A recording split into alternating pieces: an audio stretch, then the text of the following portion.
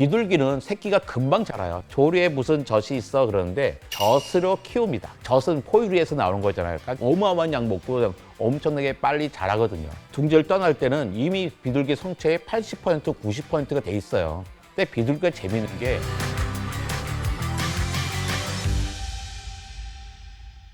안녕하세요. 과학 커뮤니케이터 이정모입니다. 과장창에는 정말로 오랜만에 나왔습니다. 반갑습니다.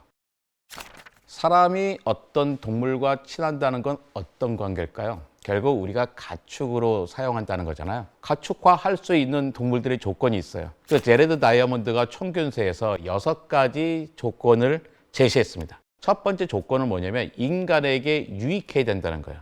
가축을 키워서 거기서 고기나 젖이나 털이나 아니면 노동력을 얻을 수 있어야 되죠.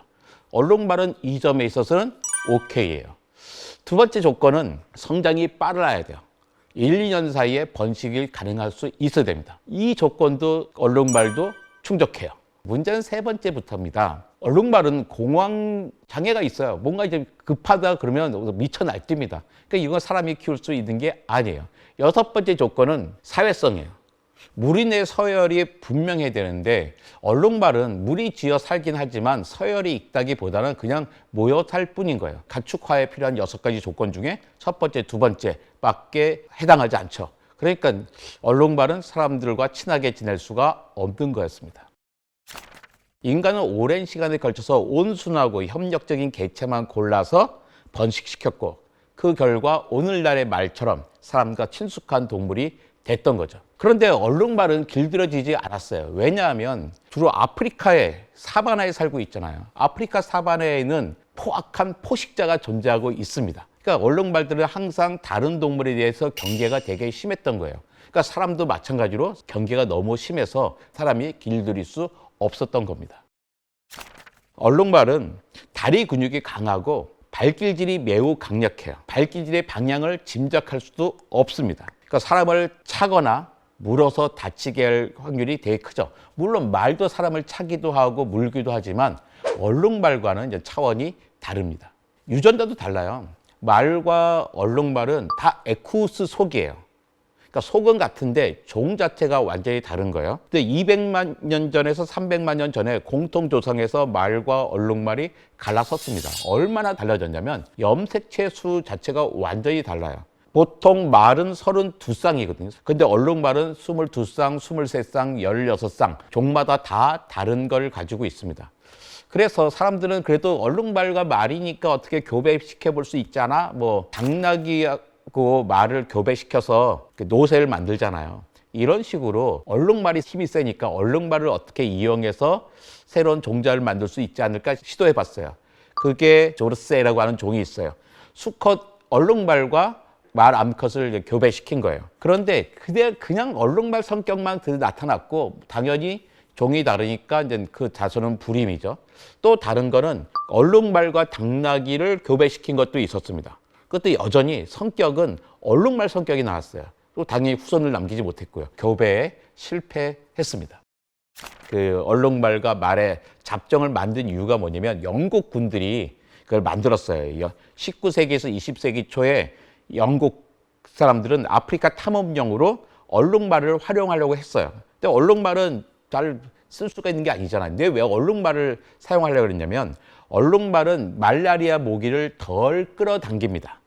그렇기 때문에 말보다 더 훨씬 내구성이 있고 위장성도 좋은 거예요. 하지만 훈련이 시킬 수가 없었어요. 다루기 어렵기 때문에 이거는 쓰지 못하게 됐어요. 그렇다면 그 얼룩말의 줄무늬는 어떤 데 쓸까?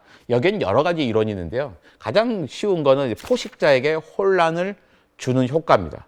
얼룩말 한 마리는 눈에 잘 띄잖아요. 근데 얼룩말이 무리로 지고 있으면 줄무늬가 서로 섞여가지고 흐릿하게 보여요. 움직이는 착시 현상이 나타납니다. 그러니까 사자나 하이에나처럼 시력이 약한 동물들은 내 윤곽을 쉽게 파악하지 못해서 공격하기가 안 좋은 거예요.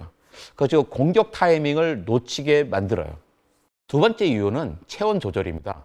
검은 줄과 흰 줄이 있잖아요. 검은 줄은 햇빛을 많이 받아들이고 흰 줄은 많이 반사하겠죠. 얼룩말의 그 줄과 줄 사이에는 온도 차이가 생기잖아요. 그러니까 거기 어떻게 미세한 바람의 흐름이 생깁니다. 바람의 흐름이 생기니까 어떻게 해요? 얼룩말은 체온을 훨씬 시원하게 유지할 수 있겠죠. 세 번째는 파리와 벌레를 회피하는 겁니다. 그러니까 채채파리 같은 흡혈곤충은 줄무늬 그 패턴에 접근하려 하지 않는 경향이 있어요. 그래서 말은 채채파리에게 쉽게 물렸지만 얼룩말은 채채파리가 피하는 거예요. 그래서 아마도 얼룩말은 그런 곤충으로부터 피하는 데 효과가 있었기 때문에 이런 식으로 진화했을 거라고 생각하고 있죠. 불가능하죠. 출발부터 불가능할 거예요. 그러니까 출발하려면 어떻게 출발선에 가둬놔야 되잖아요. 그런데 얼룩말들은 거기에 대해 공황을 일으켜가지고 가만히 있지 않아요. 그러다 일단 출발한다 하더라도 빨리 달 수 있지만 다른 말처럼 일직선으로 가는 게 아니라 자기 마음대로 이리 뛰었다 저리 뛰었다 할 겁니다. 그 다음에 조련이 안 돼요. 그러니까 기수의 통제를 받아야 되는데 사람의 통제를 받지 않잖아요. 기본적으로 훈련이 되지 않습니다. 돌고래가 똑똑한 게 사회성이 가장 큰 문제예요. 그러니까 돌고래는 무리를 지어서 살잖아요. 그러니까 협동, 갈등, 화해, 유대관계 등 복잡한 사회 활동을 하는 동물이에요. 그렇다면 이런 사회성은 어디서 생겼을까? 기본적으로 아주 복잡한 환경에서 살고 있다는 게 큰 조건이에요. 돌고래는 3차원의 공간에서 살고 있잖아요. 소리로 사냥하고 방향을 찾고 의사소통을 해야 됩니다. 그래서 방향 전이, 에코로케이션이라고 하잖아요. 내가 보내서 방향으로 자기 위치를 알게 된단 말이에요. 소리로서 대화를 하는 동물이에요. 그러니까 그만큼 지적 능력이 뛰어나다는 거죠.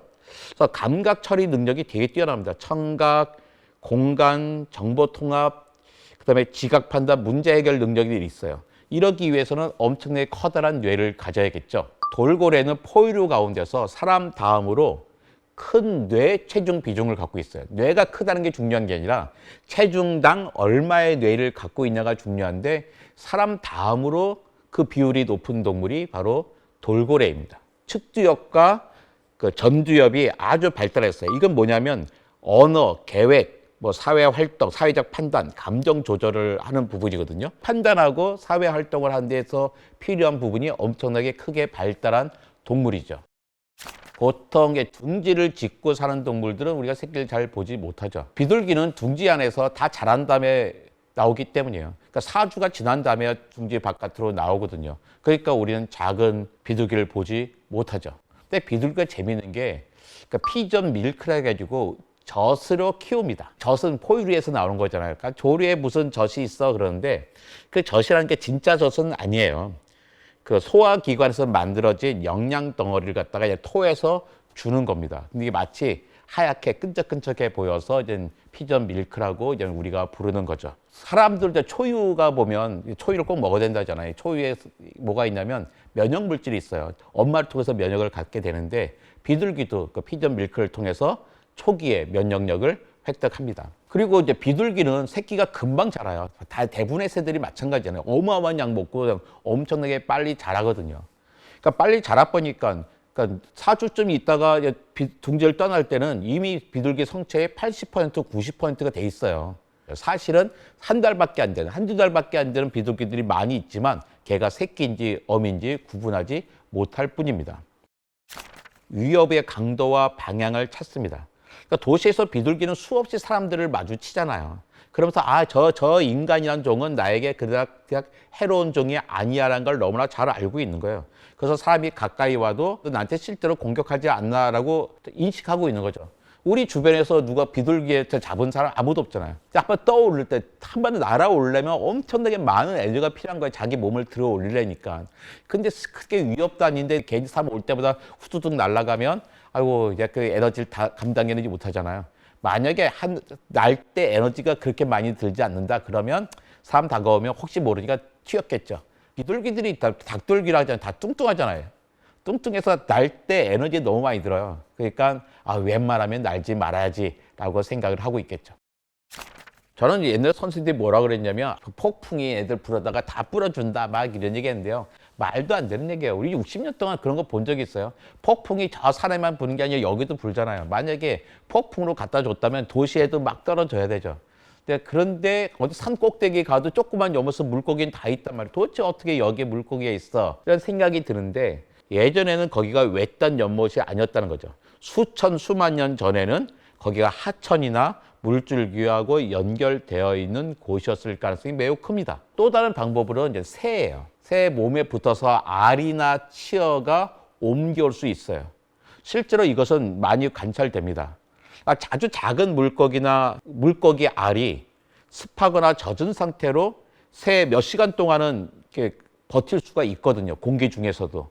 그러니까 새 몸에 붙어서 아니면 새 몸 속에서 있다가 알이 소화가 안 된 거예요. 안 된 상태에서 새가 산에 가서 똥을 싼다 그러면 어떻게 해요? 그 알이 같이 퍼지면서 산에 있는 연못에도 그 물고기가 전혀 다른 곳에 있는 물고기가 거기 살 수도 있게 되는 거죠. 그 다음에 그 거꾸로 이제 큰 비가 내렸을 때 하류에 있는 물고기가 상류까지 오는 경우도 뭐 흔하게 있는 경우고요. 특히 뭐 재난 상황에서 있는 일이죠. 그 다음에 사실은 아주 많은 경우는 뭐냐면 사람들이 개입한 겁니다. 낚시꾼들이 갖다 놔주기도 했고요. 조그만 물고기라면 어디 거기까지 가지만 커다란 잉어, 심지어 거북이까지 살고 있잖아요. 거기 어떻게 있겠어요? 사람들이 갖다 놓은 거죠. 자연적인 상태라면 이런 식으로 다양한 물고기들이 그 높은 산에 있을 수는 없습니다. 고라니가 뭐 차로 막 달려들지는 않잖아요. 대부분은 얼어버립니다. 근데 고라니의 주 포식자가 누구예요? 늑대, 여우, 표범 이런 동물이잖아요. 그런데 자동차처럼 그렇게 빠르지는 않단 말이에요. 자동차처럼 빠르고 빛을 내고 소리까지 내는 물체는 야생에서 고라니가 경험해보지 못하는 거예요. 본능적으로 경험하지 못하는 거예요. 근데 갑자기 차가 어떤 방식으로 나타나면 깜짝 놀라서 그냥 얼어버리죠. 멈춰서 부딪히든지 아니면 도망가다 이리저리 튀다가 부딪히는 거죠. 그래도 차에도 타격도 크고 뭐 당연히 고라니는 죽게 되고 그렇게 되는 문제가 생기는데 사실 교통사고도 사람도 피해를 보게 됩니다. 고라니는 세계적으로는 멸종 위기종이에요. 그래서 이제 우리나라는 또 과잉 번식종이죠. 고라니에는요, 전 세계에 막 펼쳐질 것 같지만 집단적으로 사는 곳은 우리나라하고 양쯔강 유역밖에 없어요. 유럽에 거의 극히 드뭅니다. 세계 자연보호연맹에서는 고라니를 취약종, 멀러너블 종이라고 지정하고 있어요. 그런데 한국에서는 고라니가 뭐예요? 어마어마하게 잘 살고 있잖아요. 그래서 유해 야생 동물로 분류를 해줍니다. 너무 많아가지고 농민들 농사 못 짓겠다 막 그러고 있잖아요. 근데 우리나라는 왜 이렇게 많을까? 첫 번째 이유는 천적이 없다는 겁니다. 천적이 다 사라졌어요. 천적이 뭐예요? 표범, 늑대, 사기인데 요즘 그런 거 없잖아요. 사람들 맛이 없으니까 잘 안 먹으려고 그래요. 그러니까 교통사고 당하지 않으면 고라니 수는 계속 늘어날 수밖에 없죠. 거기다가 번식력은 또 엄청나게 강해요. 그러니까 1년에 한두 번씩 출산해요. 한 번 출산하기도 두 번 출산하기도 돼요. 근데 한 번에 두세 마리씩 난단 말이에요. 그러니까 한 마리가 보통 1년에 2마리에서 6마리까지 날 수가 있는 거예요.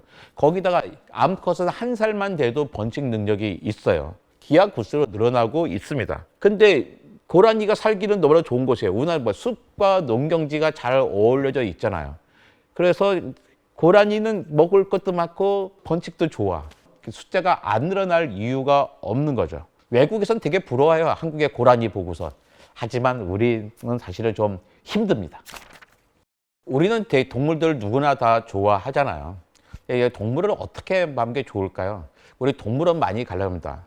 동물원은 이제 좀 없어져야 될 게 아닌가 생각해요. 동물원이 동물을 전시하려는 곳에 옛날 역할을 했잖아요. 이제는 야생동물을 보호하는 것들, 치료하는 것의 역할이면 충분한 것 같아요. 동물을 사랑하는 사람의 입장으로서 동물원이 계속 필요한 걸까? 우리가 같이 여러분과 함께 좀 고민해 봤으면 좋겠습니다.